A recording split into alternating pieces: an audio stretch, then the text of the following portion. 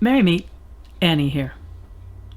When I wrote the following poem, I put a note next to it that said it was a bright and cold autumn night that had the smell of winter in it.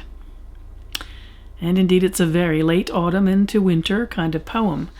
It's titled Might. A lone goose flies overhead in the dark, her call a challenge to the night. Down the road, the neighbor's dog responds with his howling answer. Everything has its own way of owning the darkness. Vitality is measured by the sounds of creation. Each thing declares its power in ways that can be heard. Declaring it is, each thing steps into its greatness. I am not afraid to use my voice. Today I will be an exclamation point.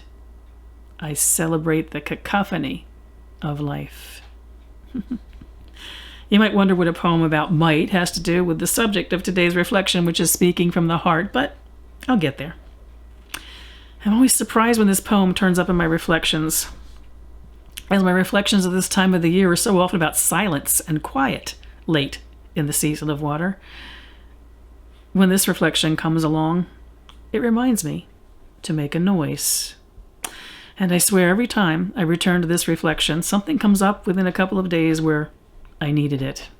I need to speak up. I'm preparing to be an exclamation point, and just in case, because something's going to happen in the next couple of days, I can guarantee.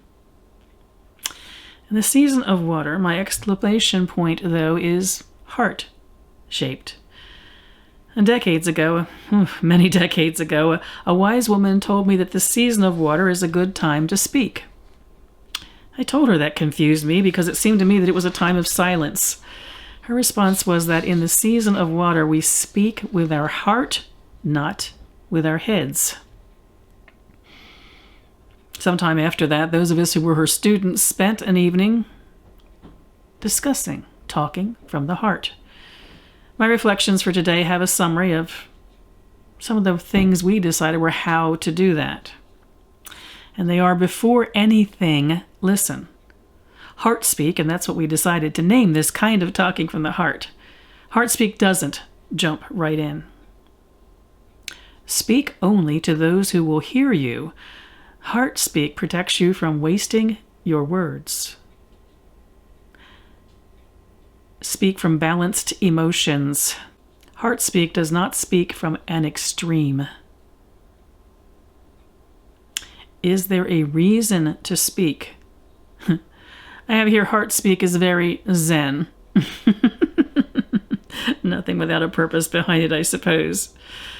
Use as few words as possible. The more you ramble or over-explain, the less likely you are speaking from the heart.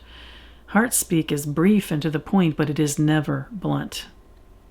And consider before replying. Heart speak doesn't need to have the final word.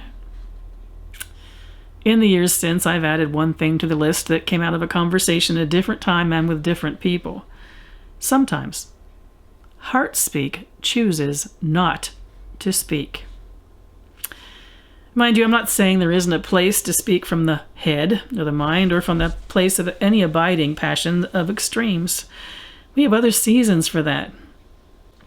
Heart speak, which is actually water speak, could also become in its own season earth speak, air speak, and fire speak. Each of those would be very different, rising from a different place.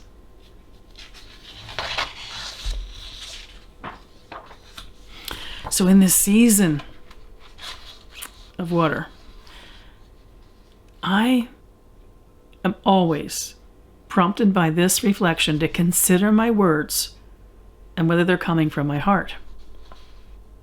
Shame on me that I don't consider it the entire length of the year. I tend to get more involved with, well, especially fire speak, speaking from passions. Earth speak too, by the way, speaking to convince others. And air speak? Well, air speak would be the tendencies I have, and you all know them well, of rambling on and on. Would you consider paying attention to your heart and the way it might speak in the time of water that we have left before the solstice.